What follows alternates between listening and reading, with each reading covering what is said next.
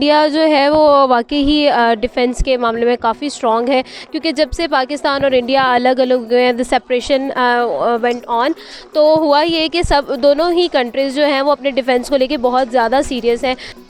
India IT में भी बहुत तरक्की कर रहा है और एजुकेशन में भी बहुत तरक्की कर रहा है, तो मैं उनकी इन चीज़ों को सलूट दूंगी। लेकिन उससे पहले they have been investing a lot into indigenous economy, तो that's why they are able to export because उनकी प्रोडक्ट्स की क्वालिटी ग्रेट होती है। Similarly Pakistan I think could learn a lesson, put the enmity side and learn a lesson, and हम भी अपनी exports को बेहतर कर सकते हैं ताकि our product becomes up to the international level and standards. तो that's how will be able to increase our GDP and sell it in the market. अस्सलामुअलैकुम, मैं हूं आपकी मेज़बान निबाहा इमरान और आप देख रहे हैं मेरा यूट्यूब चैनल। आज के प्रोग्राम में हम बात करेंगे, फ़िलिपाइन ने इंडिया से ब्रह्मोस मिसाइल की डील कर ली है। ब्राज़ील और भी बहुत से ममालिक हैं जो इसे ख़रीदने में इंटरेस्टेड हैं, और कहा यह जा रहा है कि India is officially now our defence exporter. इस हवाले से पाकिस्तानी आवाम क्या राय रखती है, आइए जानते हैं।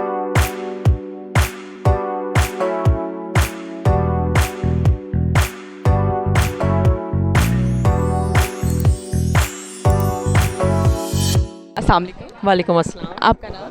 मेरा नाम शुमाइला। शुमाइला, मेरे आज के प्रोग्राम का सवाल ये है कि इंडिया अपने डिफेंस की बहुत बड़ी डील कर चुका है। फ़िलिपाइन ने इंडिया से ब्रह्मोस मिसाइल जो है ख़रीद लिए हैं, और भी बहुत सी कंट्रीज़ हैं जो उससे ख़रीदने के लिए ख्वाहिशमंद हैं। अच्छा, तो मेरा आज यानी कि इसके बाद वो ऑफिशियली तौर पे जो है वो डिफेंस एक्सपोर्टर बन चुके हैं। इस हवाले से आपकी क्या राय?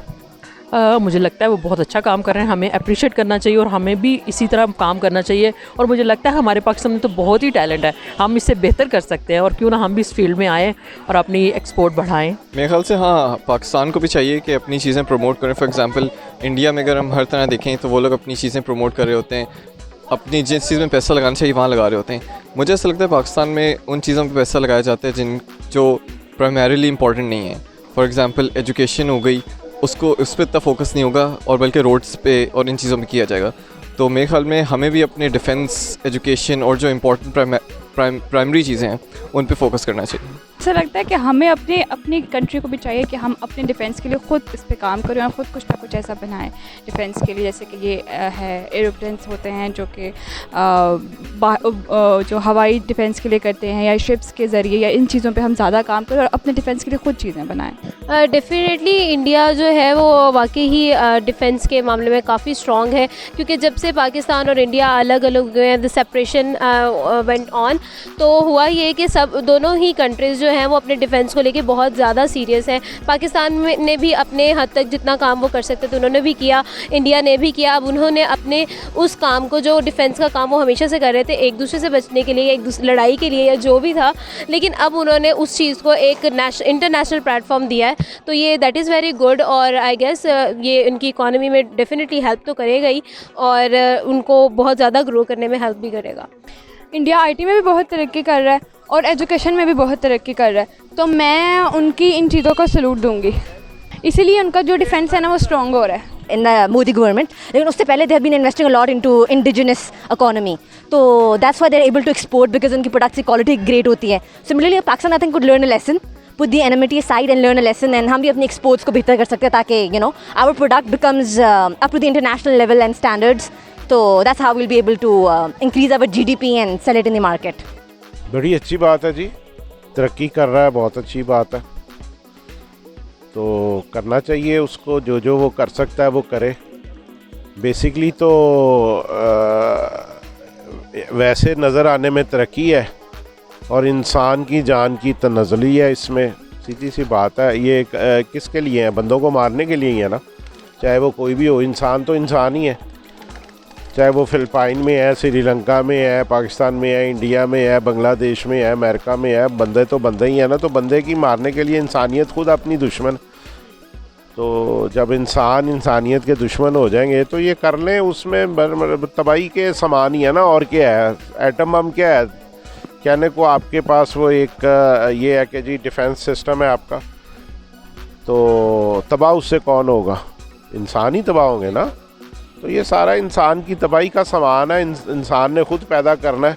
और इसी तरह जब ये चीज़ें बहुत बढ़ जानी है, फिर अल्लाह का हुक्म सादर होना है, फिर वही चीज़ होनी है ना, फिर क़यामत भी तो आनी है ना, दुनिया ख़त्म भी तो होनी है ना हमारे ईमान के थ्रू, तो ऐसे ही होनी है ना। आने वाले वक्त में आपको क्या लगता है, इंडिया चाइना को टक्कर दे सकता है? डेफिनेटली मुझे लगता भी है और नहीं भी लगता। बहुत सारे एस्पेक्ट्स हैं जिसमें इंडिया बहुत आगे जा रहा है और बहुत जल्दी ग्रो कर रहा है। और अगर देखा जाए दूसरी साइड पे चाइना को, तो चाइना भी हमेशा से अपनी प्रोग्रेस में कांस्टेंट रहा है, क्योंकि उनकी जो मैन पावर है और जो सब कुछ है वो हमेशा से कॉन्स्टेंटली इम्प्रूव ही कर रहे हैं, इम्प्रूवमेंट की तरफ ही जा रहे हैं। तो there is a very strict competition between both of them. तो I don't know, but possible भी है और नहीं भी। मेरे ख्याल में बिल्कुल हो सकती है, क्योंकि इंडिया अपने ओरिजिनल प्रोडक्ट्स को काफ़ी प्रमोट कर रहा है, तो उनकी भी मार्केट वैल्यू जो है दुनिया में वो काफ़ी ऊपर जा रही है। तो मेरे ख्याल में आगे जाके बिल्कुल इंडिया भी एक बड़ी पावर इमर्ज हो सकती है, तो आगे जाके मेरे ख्याल में हो सकता है बिल्कुल। I don't think so. China is way far ahead than India, but probably, हाँ, this is true. This can happen as well. हो सकता है, टक्कर दे सकता है, लेकिन मुझे लगता है कि देखिए हमें उनसे इंस्पिरेशन लेनी चाहिए। पॉजिटिवली हमें इंस्पिरेशन लेनी चाहिए कि हम अपने ऊपर क्या काम कर सकते हैं। बाकी तो डेफिनेटली सारे कंट्री काम तो कर रहे हैं इस चीज़ पे। जिस तरह वो तरक्की कर रहे हैं, लगता है दे ही सकते हैं।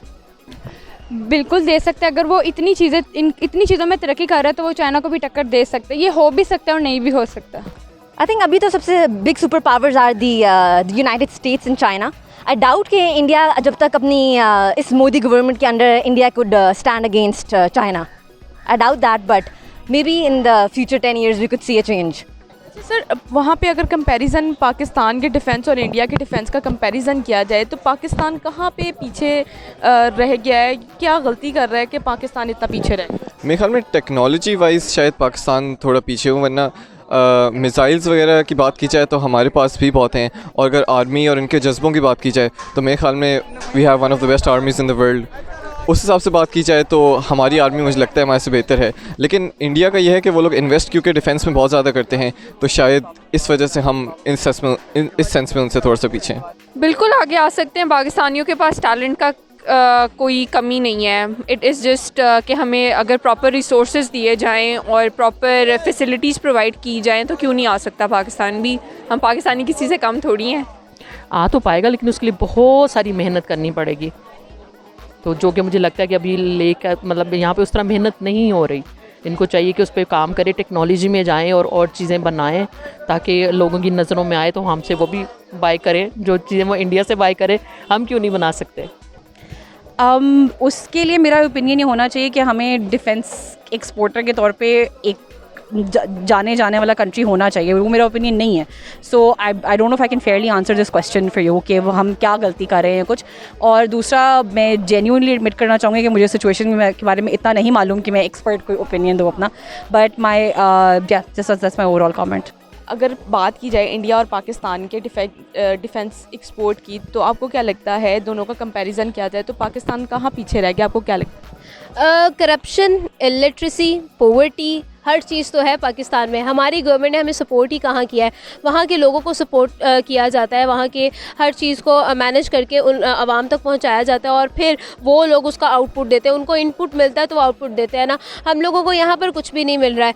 मतलब गवर्नमेंट की तरफ से क्या सपोर्ट है जो एक आम आदमी को मिल रही है कि वो अपने जो भी रिस्पेक्टिव काम है उसको इम्प्रूव कर सके या उसमें डेवलप हो सके? नहीं है, ऐसा कुछ भी नहीं है। क्योंकि अगर हम लोग इंडिविजुअली स्ट्रॉन्ग नहीं होंगे, स्टेबल नहीं होंगे, तो हम कैसे कर सकते हैं कि कलेक्टिवली हम एक कोई अच्छा प्लेटफॉर्म बना के उसके अंदर इम्प्रूवमेंट शो कर सके ना। तो आई गेस गवर्नमेंट जो है वो हमारी करप्ट है। अगर हम इंडिविजुअली हमारी यंग जनरेशन को देखें, वो इलिटरेट है। हमारे पास एजुकेशन की फैसिलिटी उस हद तक है ही नहीं जो होनी चाहिए, जो डेवलपमेंट के लिए होनी चाहिए, राइट। तो आई थिंक हर जगह पे ही हम लोग पीछे हैं। हम लोग पीछे स्टैंड करें, क्योंकि हर एक ने जो भी आया है, जिसने भी लीड किया, उसने अपनी जेब भरी है एंड दैट इज़ ऑल। उसके अलावा हम लोग कर ही क्या सकते हैं? तो डेफिनेटली उन लोगों ने अपनी आवाम को सपोर्ट किया, आवाम ने उनको आउटपुट दिया है और वो आउटपुट इंटरनेशनली उनको जो है वो बेनिफिट दे रही है। हमारी हुकूमत को भी चाहिए कि अपनी डिफेंस पे बहुत ज़्यादा तरक्की करे जैसे इंडिया कर रहा है। ऐसी पॉलिसीज़ को तश्कील दे जैसे इंडिया में दी जा रही हैं।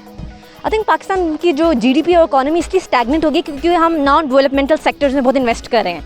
We need to start empowering our education sector, our employment sector.